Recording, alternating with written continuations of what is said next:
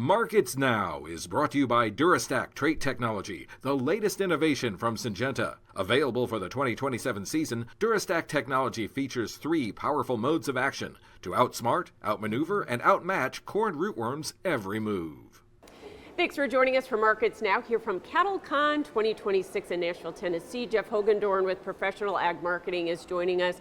Well, as we start off a Wednesday, we're hour and a half into this session, but we're seeing grains lower, the livestock futures to the plus side, and we're scoring more new highs for the move in this cattle market. Yeah. Okay, we're getting pushed. We continue to see a push from the inventory report and cash. Can we keep going here, do you think? It sure looks like it to me. And that is the news of the day, I think, is on the cattle market. I think that's even, pushing into the hog market. So I really think that is what we're trading this week as far as the proteins are concerned.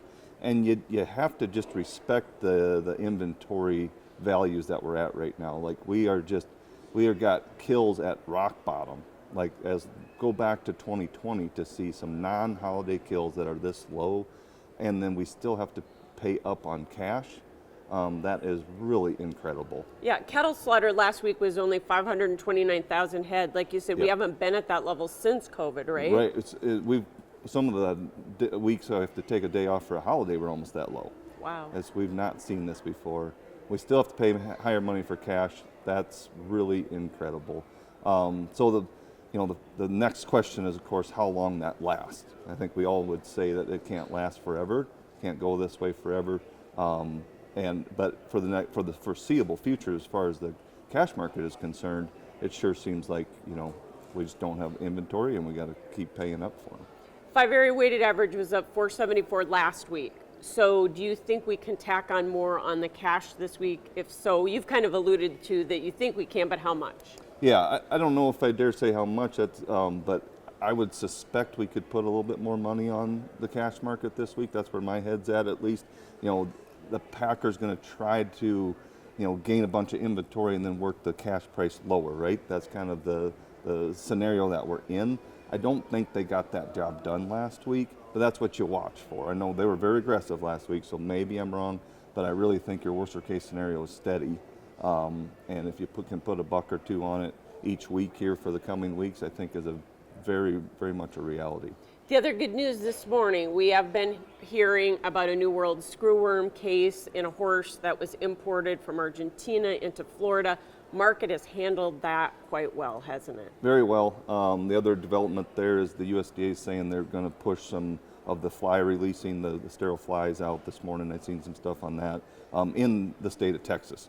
So kind of moving that line north and being pretty aggressive on the Texas border, even though obviously the situation was an import into Florida. But it seems like the market's pretty comfortable with that situation, which is very impressive considering how high of that we are and how much we've come here in a short period of time. Yeah, because you and I both know some of those NWS rumors have tanked the market on any given day. So. And it's all about money movement, right? Mm-hmm. I mean, there's really nothing bearish there in any short period of time at least, but money gets nervous really quickly and exits the market. We're doing the market's performing well under that circumstance. So I mentioned new highs for the move. We've got a few chart gap areas above us that we have to fill. Do you see the technical traders filling those and then going up and hitting the old highs? It sure looks like it to me. You've got that gap that was just the first down day back in October. You left a gap on all the charts. And it sure looks like we're going to try hard to at least fill that. And then the old highs are just another $1.50 above that. So, somewhere in between there, the old highs are going to be tough, I think. I think the gap, they're going to gun for that gap pretty aggressively, the way it looks to me. Yeah, and then if we can get above that, that's going to be the next question, yeah, right? Who knows from there, right? I personally, I don't think this market lasts forever. I think it's a spring rally, kind of like the old days, if you will. And those had a really bad habit of ending in March. So from our perspective, we're going to watch that really closely, not get too carried away here and say, okay, we've got some time, but let's be really careful because that cattle market, if you go back to the old trade, which this is an abnormal market, no question about it, but suddenly you'd come across a day in March and you'd be down for 3-4 days in a row and you'd take 2 months worth of gains away. Personally, I think that's what's going to happen eventually, but probably not today, right? For sure. Okay, the hog market up into some new contract highs here. And is that because we're following cattle, or is that the disease issues we keep hearing about, or what's driving it, Jeff? Yeah, that market's got a lot of good things going for it too right now, but I think this week is a lot about the cattle. And when I say that, you draw the connection between the meat prices, right? So that's the one thing we didn't talk about on the cattle. The beef prices have us concerned. They're not going up as fast as what they should if you consider the kill rates that we're running, right? But it's also not a great beef demand time of year, right? It's 30 degrees in Nashville today. Our beef consumption is going to be down a little bit.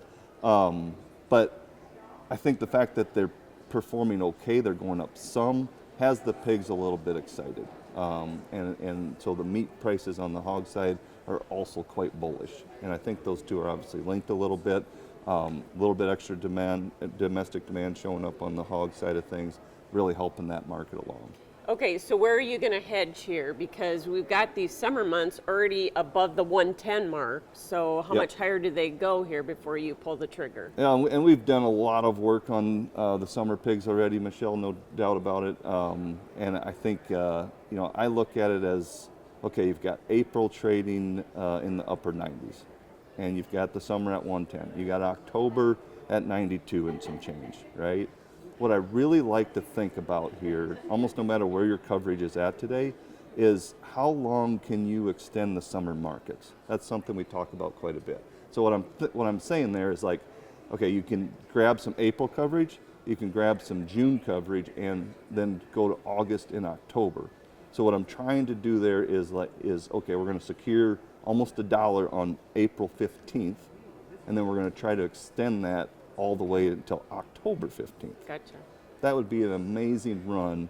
So it's almost like you cover those outside edges, if you will, and hopefully that makes some amount of sense. And then you can really set yourself up for a wonderful year, and not be as worried about the middle of the summer markets. If you got 5-6 months of good hedges on, that's going to perform really well in your financials. But those summer months is where we're going to see that disease hold, the marketing hold there, right? So if you want to leave some stuff open, leave it open in the center, cover the outside wings as far as that seasonality goes. Gotcha. The grain market, sitting back here, we got a little push in beans yesterday, which pulled corn along, but it was mostly a soybean oil story because of 45Z, and maybe India taking some veg oil from us? Or? I think those are all good developments in the grain market, right? Maybe they're obviously not what the market needed to do something special. That's been a pretty boring market this week once again, but it's all good news. The 45Z thing, I think the U.S. grain producer got what they wanted. Got what they needed maybe, and so it's not going to be an immediate bullish story or anything, but long term, and especially on the veg oil thing, and especially with our new trade situation, I think there's going to be good demand for veg oil, and watch the soybeans. It doesn't take a lot of good news to get that market at least a little bit excited. Yeah, the other things, headwinds this morning, or why we can't extend gains in corn and beans.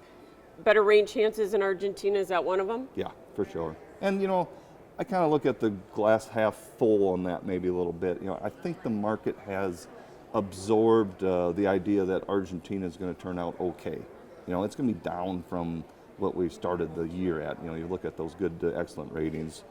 They were crazy high.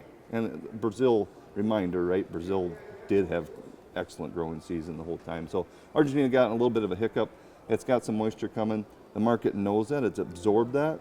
And I think we've performed okay with that news. So I don't think you can throw another negative trade activity on the Argentina weather development. And a little higher dollar, is that a little pressure as well? I think that's all. The outside markets are been a little bit challenging this week as well, putting a little pressure on it. But keeping corn and beans in a little bit of range here for the week, I think that's okay. Okay, yeah, 425, it looks like March corn is holding that level. That's good, and we're holding support in the beans where we need to, aren't we? I think that's all good news. Okay, thanks for joining us here from CattleCon. That is Jeff Hoogendoorn with Professional Ag Marketing and Markets Now. With corn rootworm costing farmers up to $1 billion a year, you need the right strategy. Introducing Durastack Trait Technology, featuring 3 powerful modes of action to strike corn rootworm at full force, outsmart, outmaneuver, and outmatch their every move with the industry's first triple BT protein stack built for corn rootworm control. Take back your yield potential. Make your move at Durastack.com. Available for the 2027 season.